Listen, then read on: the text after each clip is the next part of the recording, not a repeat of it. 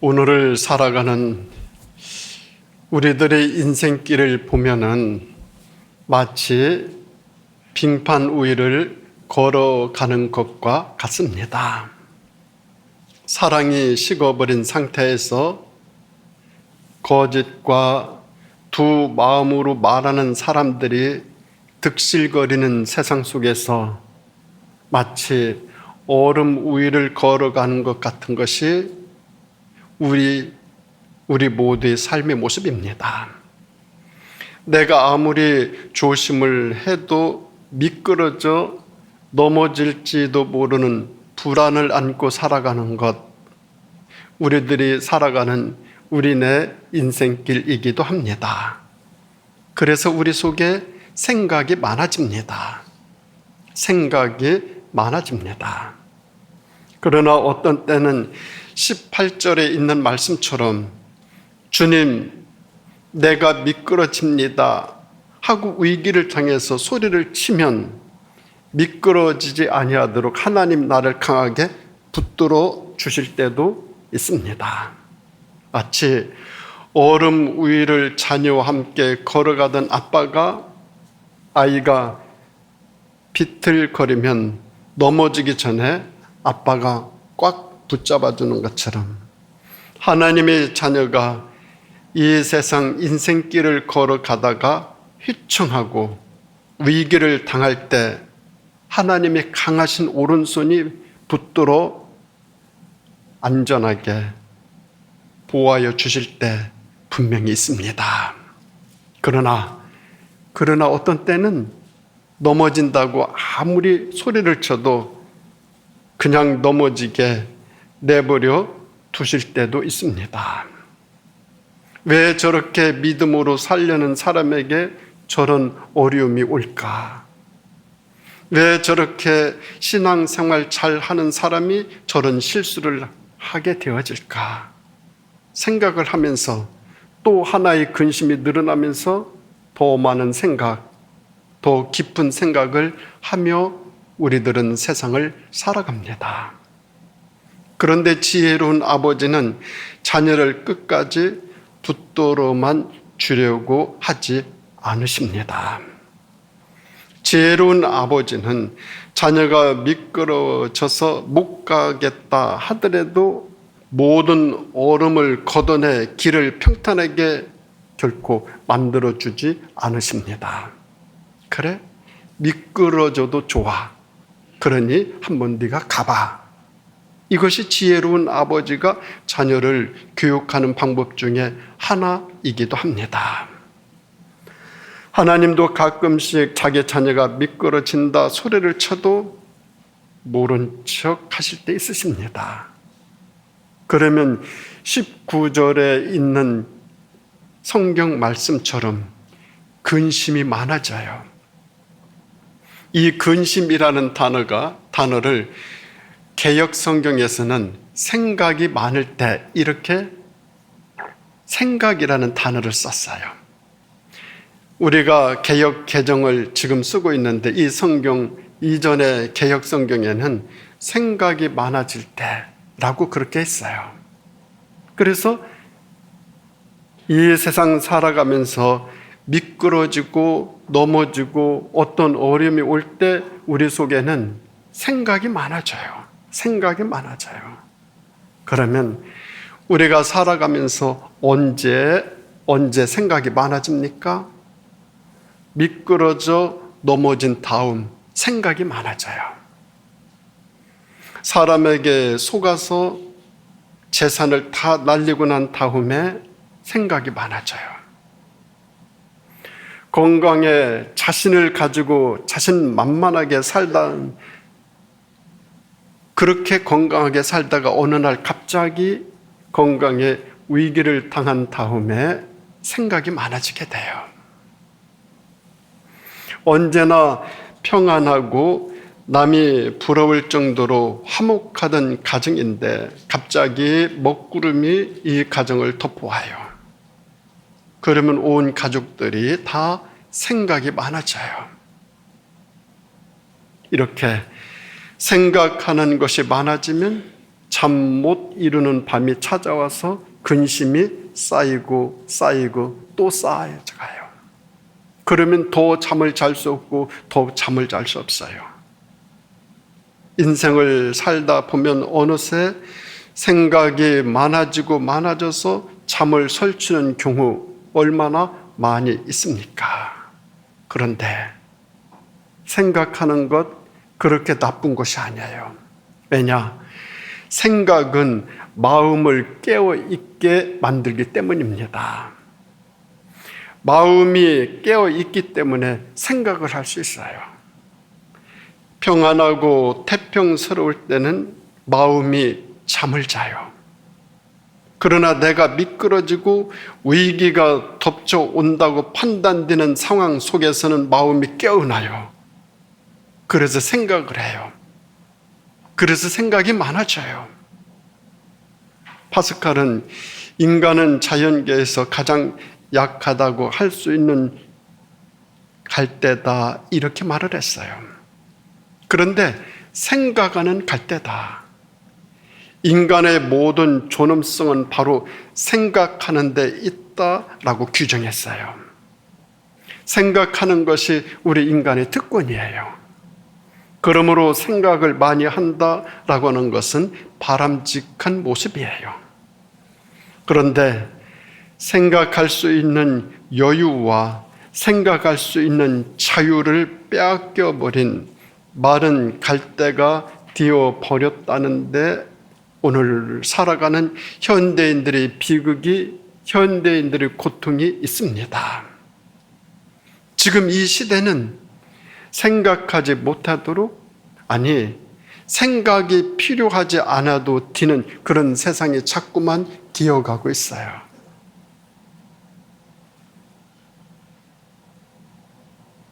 정말 그래요. 다 전에는 전화번호도 입었었어요. 그런데 지금은 핸드폰만 딱 열으면 거기에 쭉 있어요.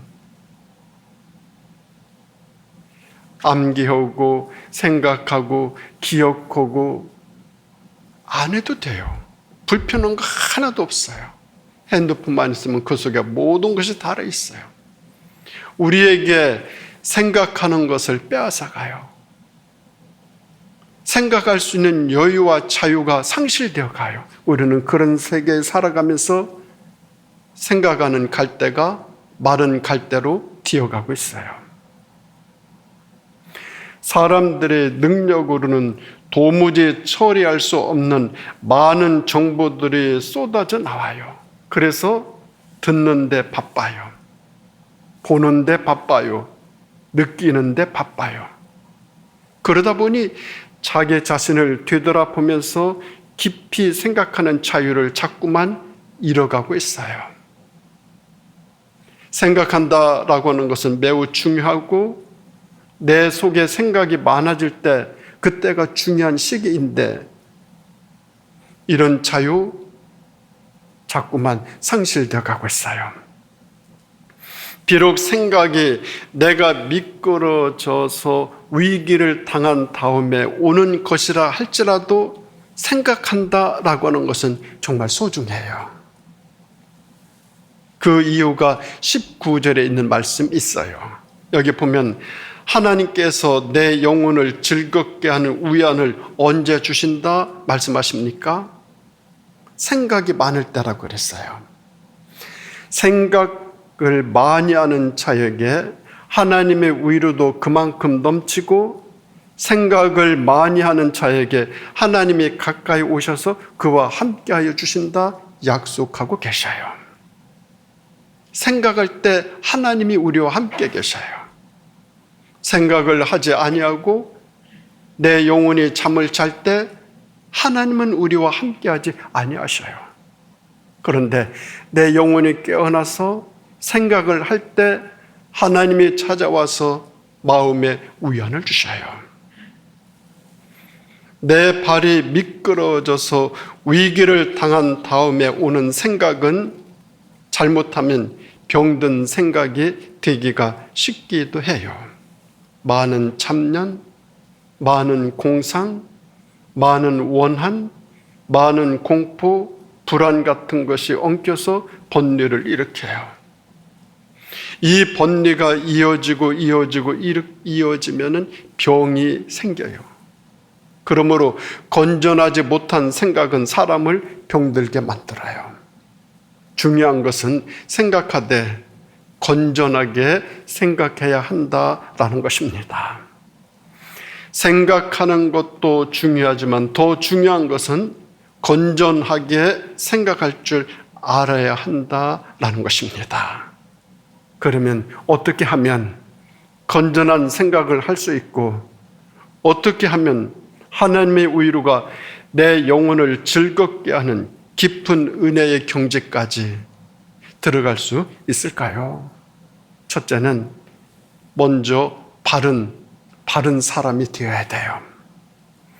아무리 생각이 중요하더라도 사람이 바로 되지 아니하면 건전한 생각 일어나지도 않고 할 수도 없어요. 항상 남을 원망하기를 잘해요.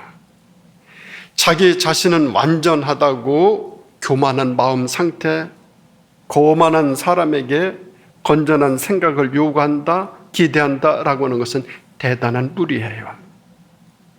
생각이 바르게 되려면 먼저 바른 사람이 되어야 돼요. 바른 사람이 되어야 돼요.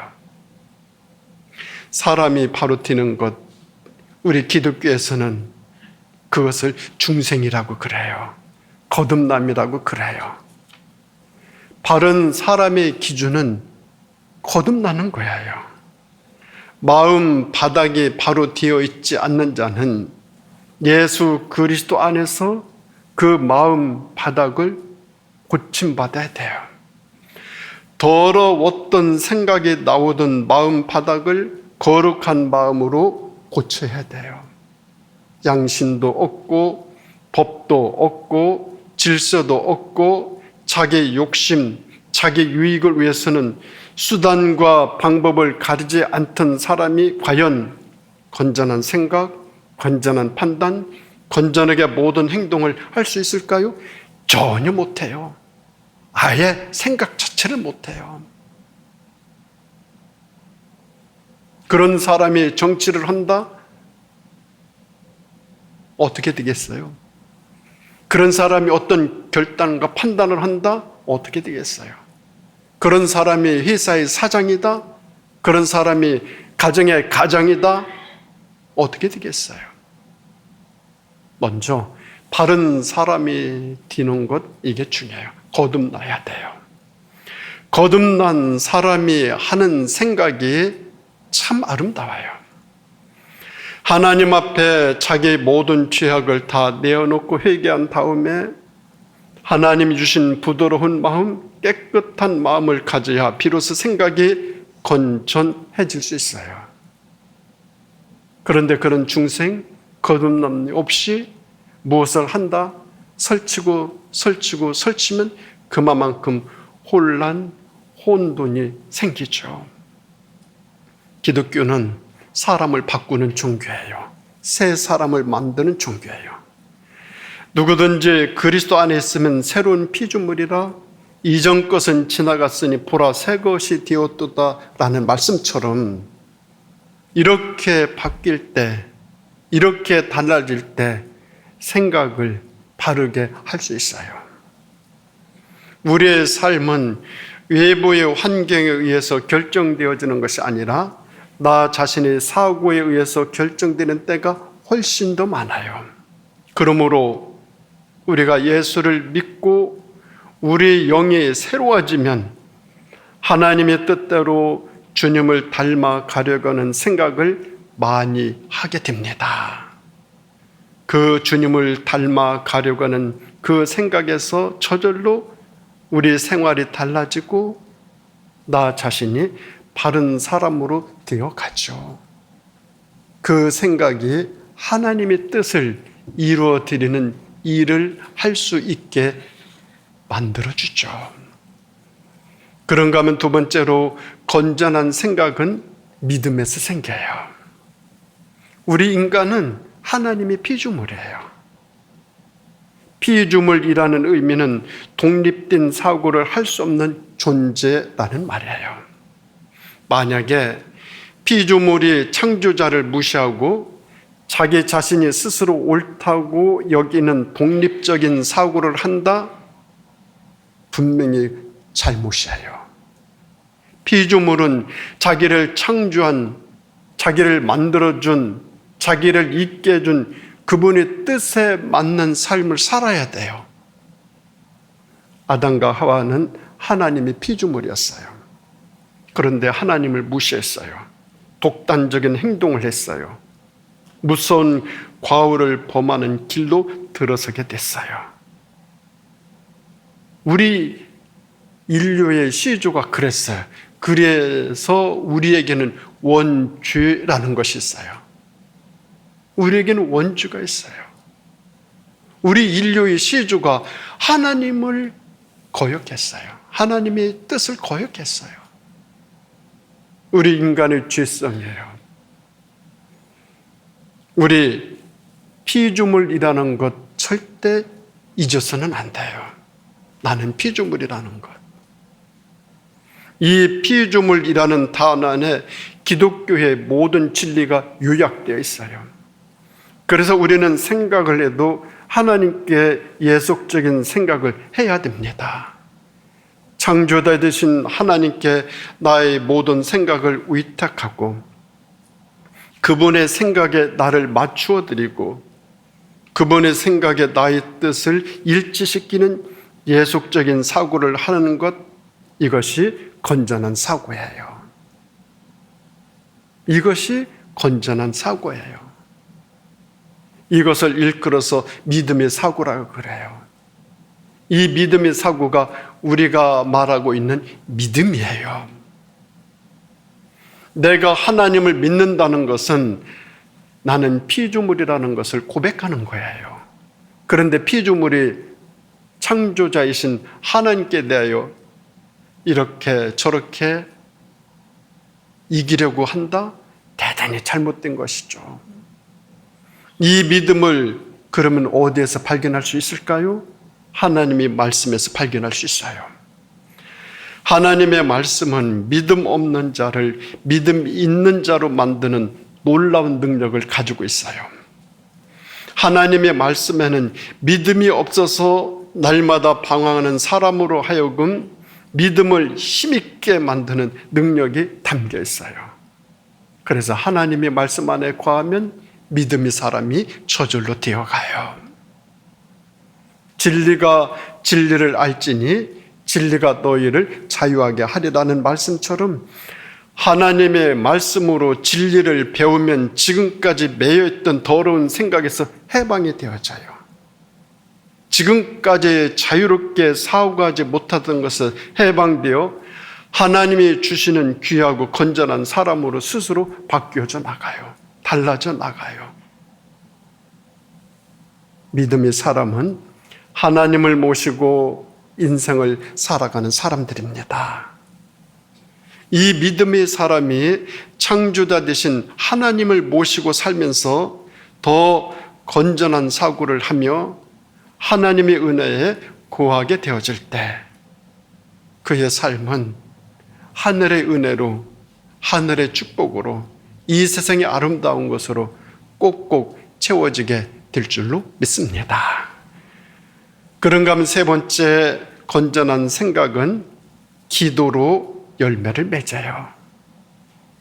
내 속에 생각이 너무 많은 밤, 잠을 이룰 수 없는 번민을 안고 씨름을 해요.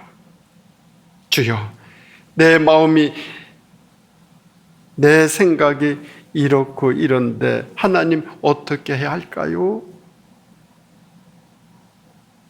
이렇게 기도하면 우리 하나님께서 그 기도하는 마음에 하나님의 위로로 함께 해주셔서 근심이 변하여 찬양이 되고 원망이 변하여 감사가 되고 잡념이 변하여 즐거운 환희로 하나님께서 그 기도 제목들을 바꿔 주십니다.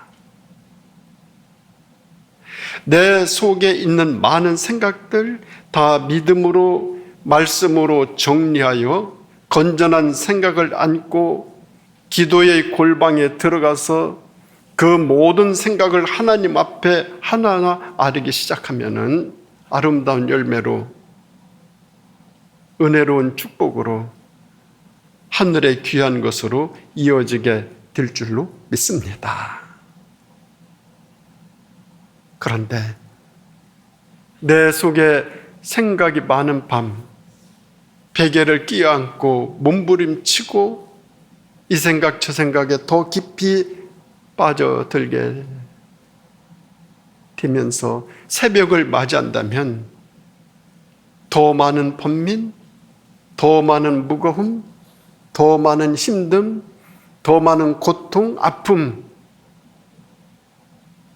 그것을 안고 아침을 맞이하게 되죠. 우리 그렇게 살아야 되겠습니까? 아니죠. 우리는 그렇게 살아서는 안 되죠. 내 속에 생각이 많은 밤 하나님 앞에 무릎을 꿇어야 되죠. 기도의 골방을 만들어야 되죠.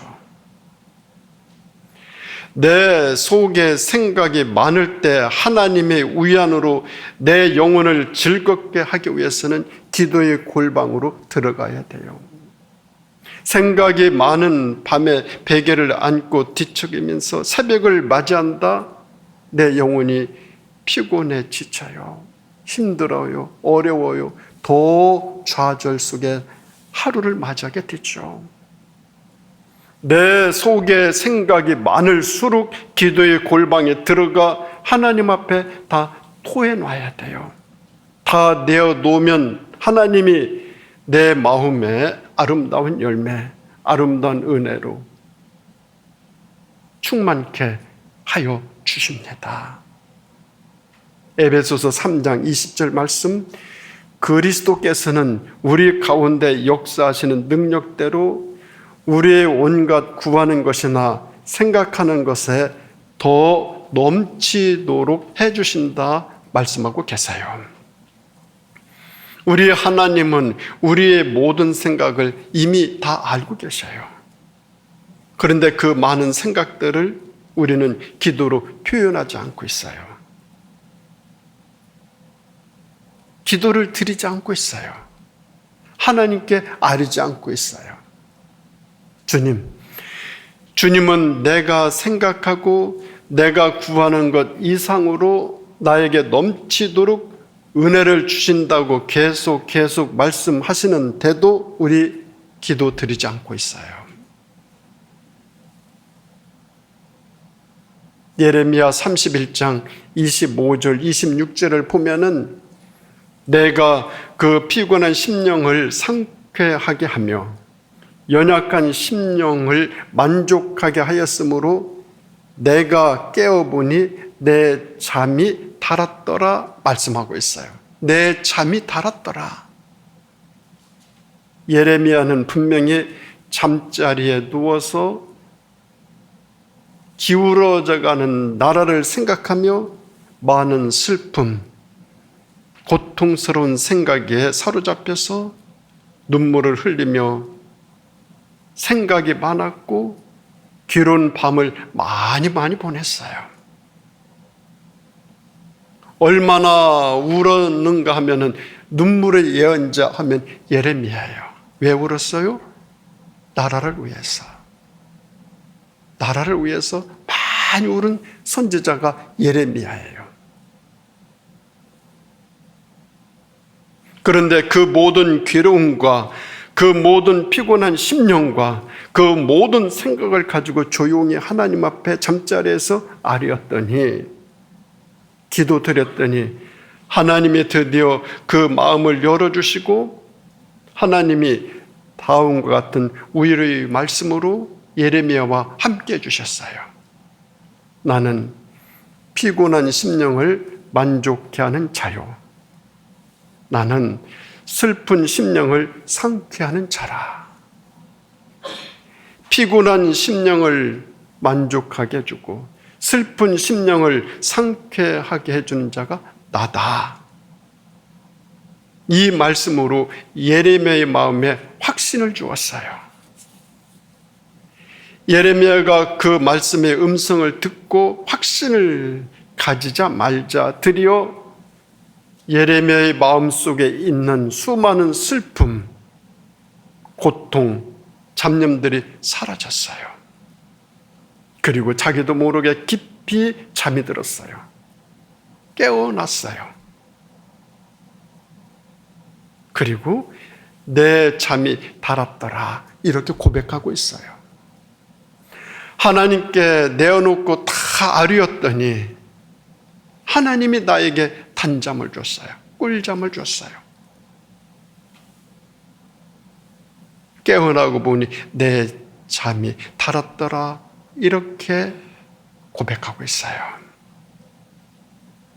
우리 예수 믿는 사람들, 우리 그리스도인들은 생각이 많아요. 생각이 많아요. 그런데 생각을 하되 건전한 믿음의 생각을 하도록 하시기 바랍니다.